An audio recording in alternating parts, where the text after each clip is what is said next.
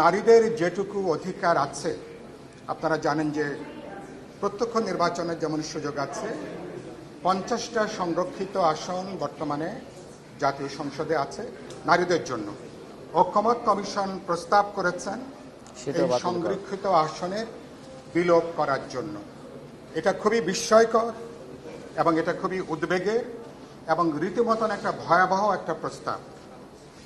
এই জায়গা থেকে আমরা প্রায় বিপুল অধিকাংশ, প্রায় সবাই রাজনৈতিক দলের এর আগের বৈঠকে আলোচনা হয়েছিল যে সংসদে নারী আসন যেটা এখন 50 আছে সংরক্ষিত, এটাকে 100-তে উন্নীত করা হবে।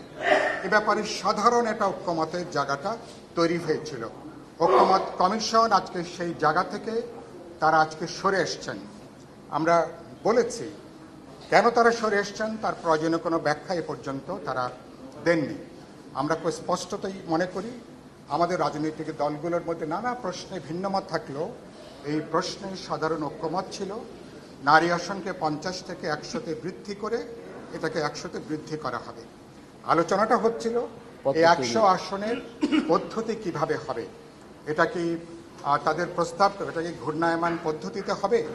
300-র সাথে আরও 100 আসন বৃদ্ধি করে এই 100 আসনে নারীদের প্রত্যক্ষ নির্বাচন হবে।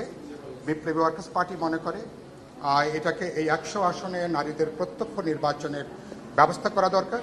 আপনারা সবাই নিশ্চয়ই সাক্ষ্য দেবেন, গত কয়েক দশকে নারী আন্দোলনের, সমগ্র গণতান্ত্রিক আন্দোলনের বড় দাবি ছিল নারীদেরকে কেবলমাত্র অমর্যাদাপূর্ণ অনেকটা বোনাস হিসাবে তাদের সংরক্ষিত আসনটা না রেখে আসনটা বৃদ্ধি করে প্রত্যক্ষ নির্বাচনের ব্যবস্থা করা।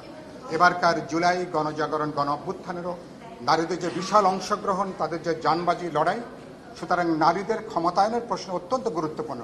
কোনো রাষ্ট্র আধুনিক কিনা, গণতান্ত্রিক কিনা, সাম্যভিত্তিক কিনা, নারী অধিকার কতখানি মর্যাদা দিচ্ছেন, ক্ষমতায়নের প্রক্রিয়াতে, প্রতিনিধিত্বের জায়গাতে বা আমাদের ল মেকিং বডিতে নারীর অংশগ্রহণটা কোন পর্যায়ে, এটা একটা খুব গুরুত্বপূর্ণ একটা সূচক।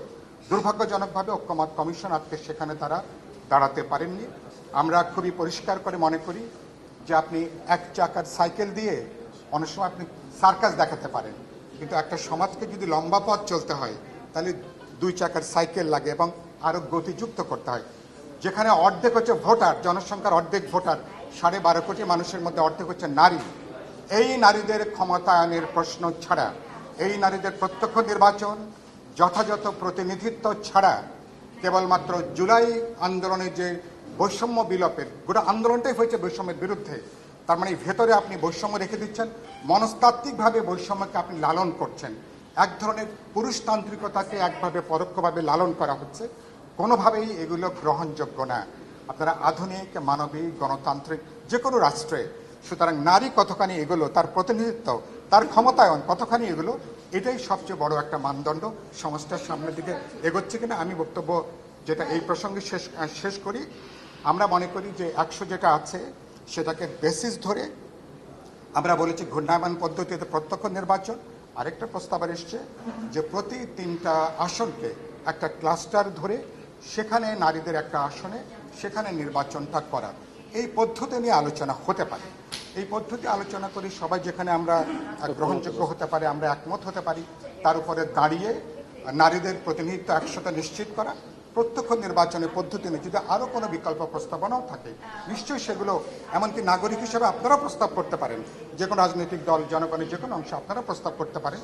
এগুলো আমরা বিবেচনার মধ্যে এগুলো আমরা রাখতে চাই।